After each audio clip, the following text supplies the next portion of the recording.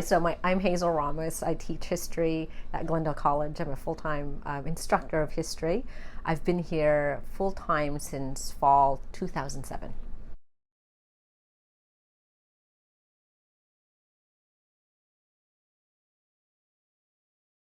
I realized during my senior year, I think the last quarter of my senior year during philosophy, that I didn't have the stomach to do a master's in philosophy.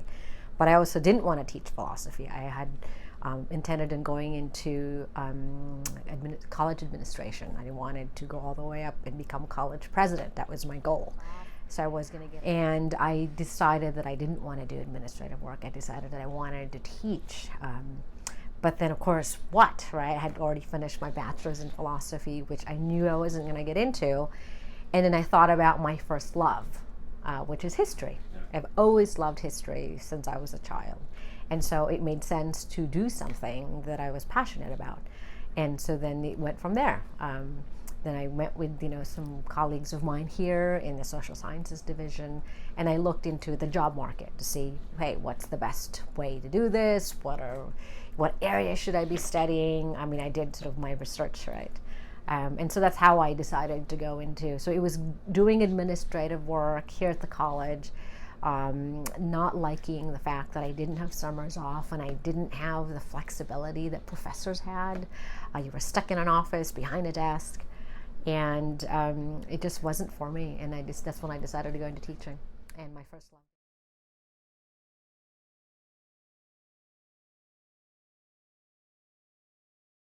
Or when I was an adjunct, like I said, I would never say no. And I came out of teaching part-time classes all over LA. By the time I applied for full-time positions, I could teach so many different classes. And so it's really tough when you're having to teach a class that you have no background, but right, that's all you do in graduate school anyways, is study. So it's no different. I'm still studying, even though I've been teaching many the classes for many years, but that's just part of the job.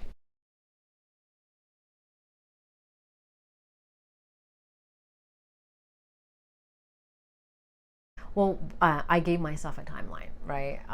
Because I started graduate school later into my 20s. I said, I'm going to give myself 5 years teaching adjunct. And then if it doesn't work out for me, I will go back and get a PhD.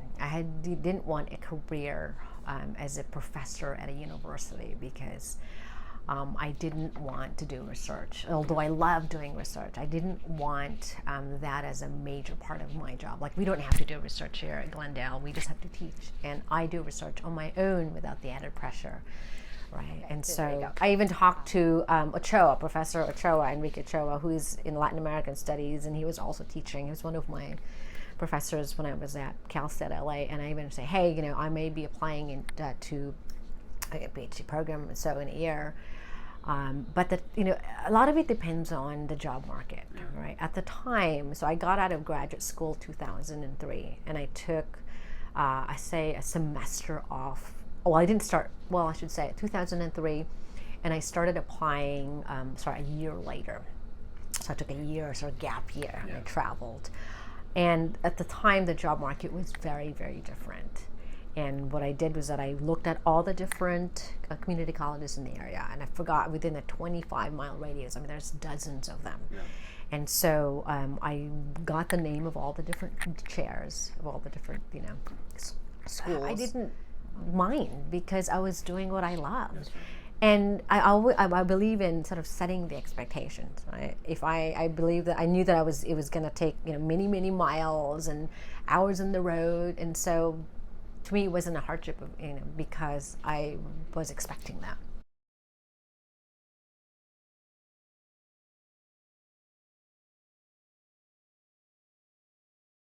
teaching is more than knowing the content. You have to be able to, like, when I teach my Crider Hall classes, I have 90 students. It's a performance. Yeah. And how do you teach in a manner where you're captivating your audience and you're not just putting them to sleep, right? Relatable to and likable.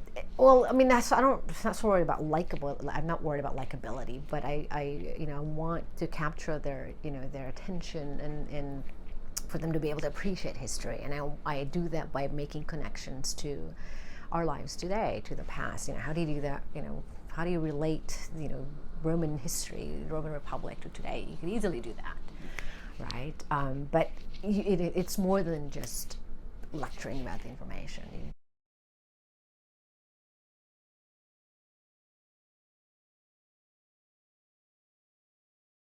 I think I just sat in a hiring committee actually, and the one thing that I always look for in a candidate is, of course, they have to know content, right? They have to be able to do the presentation well. They have to be able to answer. They have to know our students. How well do they know? Can you get outside of your box of doing research and being so deep into content? Can you relate to the student? Do you understand where they're coming from? And if there's a disconnect there, right, you're going to lose the students. And so I always put myself in the position of a student. If I was a student, how would I feel about this instructor? Yeah. Right?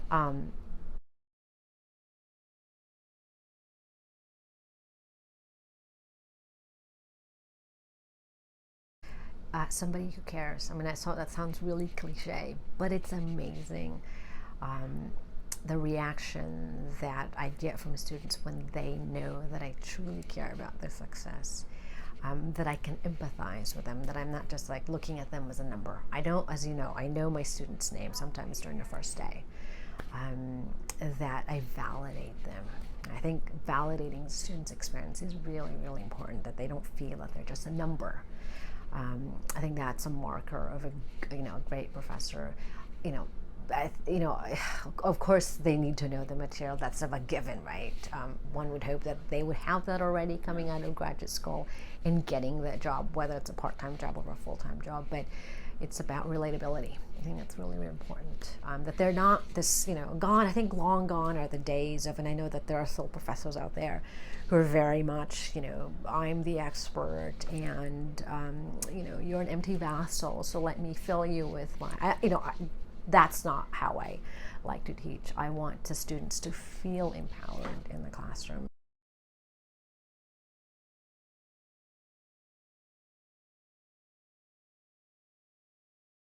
I guess the best analogy that I could give you is teaching full-time feels like having a full-time job and then smaller part-time jobs on the side. Yeah.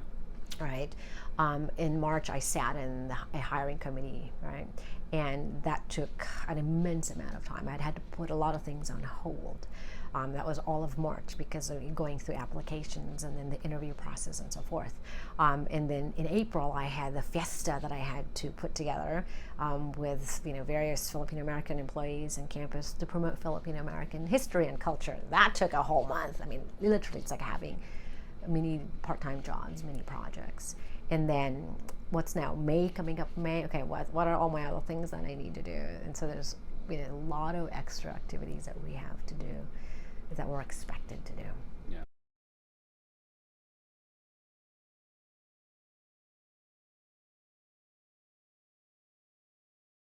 For the newer hire, that's part of the contract. At least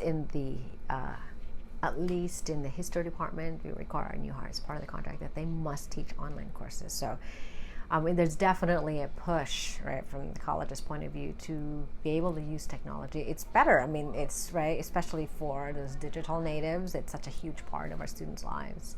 And there are those who are still using, there are some classrooms that actually have the green board still using chalk.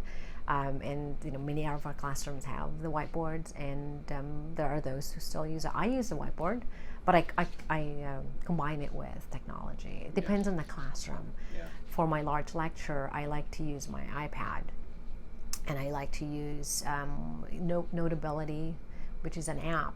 So I have my iPad connected to the projector, right? So so then I can write my notes using the Apple Pen, right? And that, as I'm writing it, it gets projected in real time.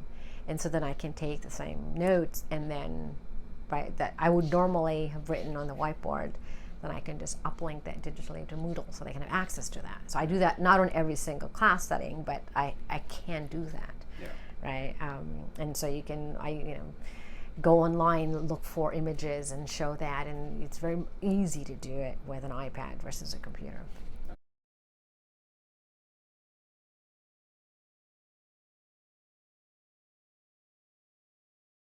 Well, I like your question earlier about, public speaking, like, I guess its relevance to teaching, which is such a part of it. I guess if it's somebody who has confidence issues with public speaking, I didn't take that route, but I know people who, in seeking to improve their public speaking skills, they sought Toastmasters. I don't know if you're familiar with the organization. I know some people who've done it. And basically you meet up with a group of people, and the purpose of it is to, learn how to give public, presentations. Yeah. And everyone's doing it, you're all doing it, so you all feel foolish, right? And so there's different levels of it, but I think that would be a worthwhile cause. But then if that's not something that one is interested, find any kind of opportunities throughout graduate school to either get TA-ships or to get any kind of research assistantship positions, anything, to be able to give you the opportunity to work with students, either in a group setting or one-on-one, to learn how to grade, all those things. If you can take any class on pedagogy, in the teaching credential program, if they have anything like that, aside from the, taking, because you're going to get the content, the history content, but you need something that will help you in the classroom, right? That's something that unfortunately they don't teach at the graduate level unless you go into a PhD program. But I was fortunate that when I went to CalStat LA, I was able to get a TA-ship, a couple times, and then a research assistant position. And anything that will get your hands wet. If you don't have that opportunity to get the graduate program, volunteer somewhere, volunteer at a classroom, go back to your old professors and see if you can, I'm always welcome my former students to come and say, hey, you want to do a presentation? So if you have any kind of, if you've maintained your networks with your old professors, I think that's a worthwhile pursuit. Anything to get your feet wet. Yeah.